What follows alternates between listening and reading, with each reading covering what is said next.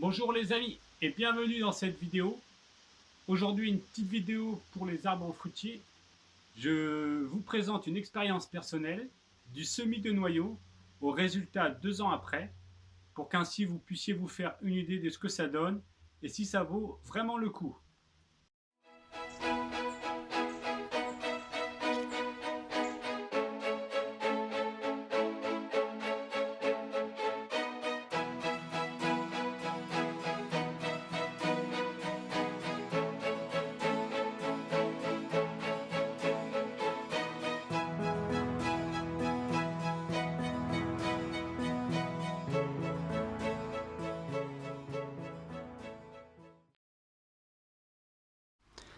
Semer des noyaux est tellement simple que pour le prouver, c'est mon fils de 3 ans qui va le faire avec nous durant cette vidéo.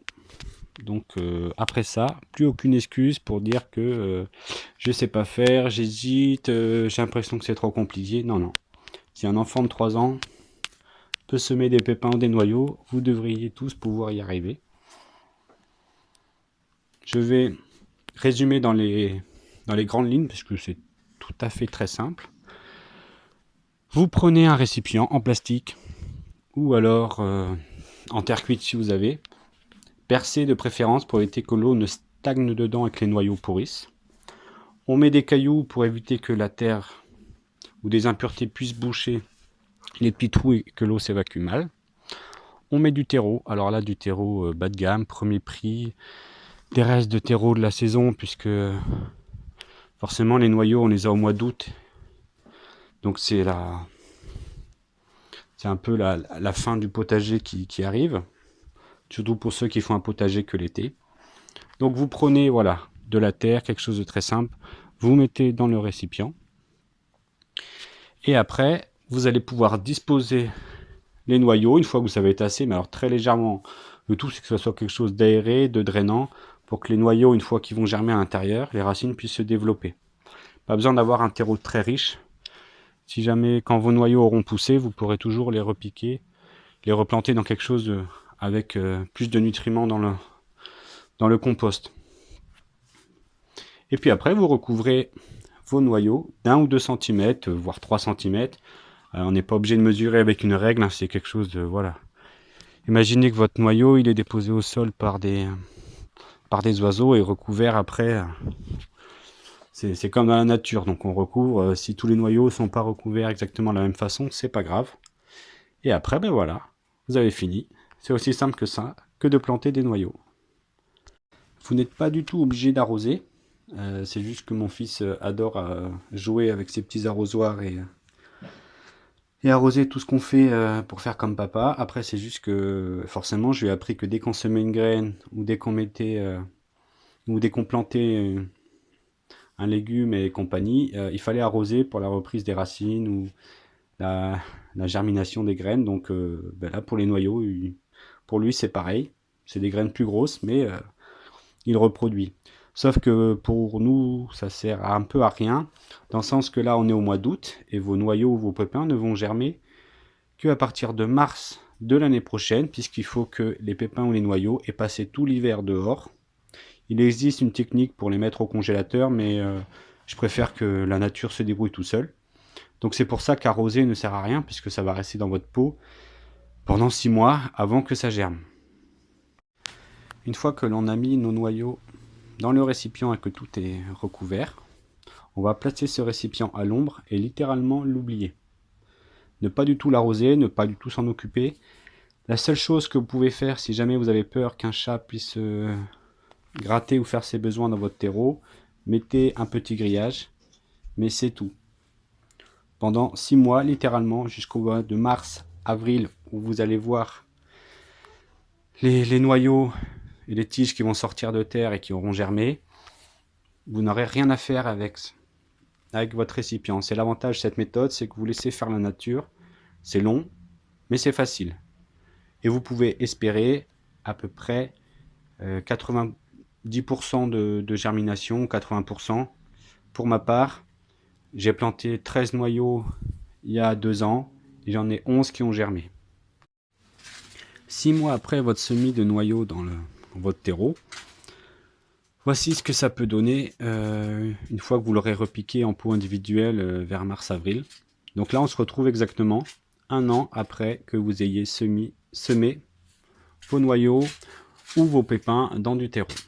Donc là, on a un beau pêcher qui fait 40 ou 50 cm de haut, qui commence à faire des branches latérales, mais la première année va surtout faire sa tige centrale. Là, je viens de le remettre en terre il y a quelques semaines, mais voici ce que donne un semis 2 ans après que vous l'ayez vraiment semé dans votre récipient. Donc là, on peut voir qu'il s'est développé au niveau des rameaux latéraux, mais il n'a pas beaucoup grandi, parce qu'un arbre fruitier en pot, de toute façon, si vous ne lui mettez pas de l'engrais chimique en liquide ou sous forme de granulés, il ne pourra pas se développer. Les plantes en pot, si on ne triche pas, elles se développent vraiment pas bien. Là, on se retrouve avec le même semis de noyaux fait il y a 2 ans, jour pour jour. Mais celui-là, je l'ai laissé qu'1 an en pot, alors que l'autre précédemment, je l'avais laissé 2 ans. Et on voit que celui-là, c'est vraiment bien développé. Il fait 1,40 m de haut. Les rameaux latéraux sont en pleine forme. On peut voir que le tronc, même à la base, commence à être bien solide. Ce qui fait que je peux espérer avoir les premiers fruits au printemps prochain, puisque ça fera 3 ans après le semis. Le pêcher étant l'arbre fruitier qui a une mise à fruit la plus rapide. Après, même si j'ai des premières pêches l'année prochaine, d'une part, je pourrais voir si la variété est identique à celle que j'ai récoltée. Et puis, si elle n'est pas identique mais très bonne, je pourrais m'en contenter. Sinon, je pourrais le greffer.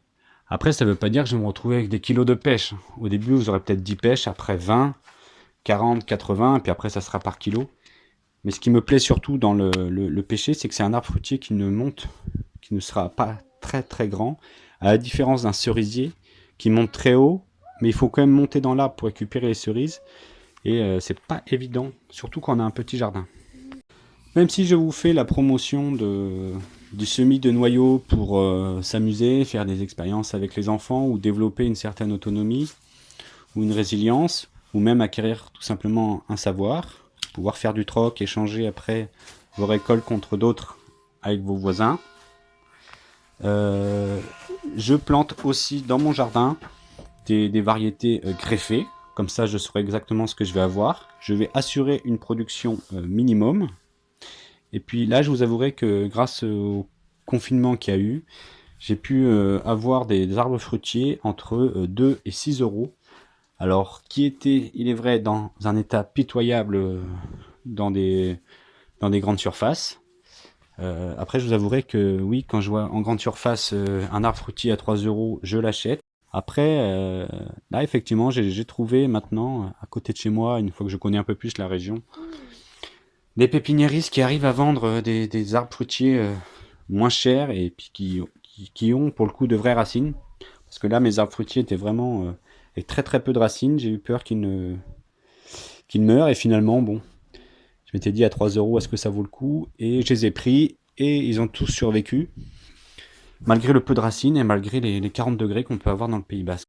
Voilà, je sème des noyaux, j'achète en grande surface, j'essaye de trouver un bon pépiniériste pas trop cher. Voilà pour cette petite expérience partagée avec vous. J'espère que ça vous aura donné l'envie d'essayer, ou du moins faites-le avec vos enfants. Ça fera toujours une expérience enrichissante et ils seront très contents, vous verrez, de s'occuper d'un arbre qu'ils ont fait pousser eux-mêmes. Je le vois bien avec mes enfants par rapport aux fleurs, aux graines ou même aux légumes. Ils vont les bichonner, les regarder tous les jours. Ça, c'est une bonne activité à faire avec les enfants. Bien sûr, ma vidéo n'est pas du tout exhaustive. Je referai d'autres vidéos à ce sujet parce que le monde des arbres fruitiers est très vaste. N'hésitez pas à regarder d'autres chaînes YouTube pour compléter vos connaissances, au moins à la base, sur ce sujet-là. Et puis je vous dis à très bientôt.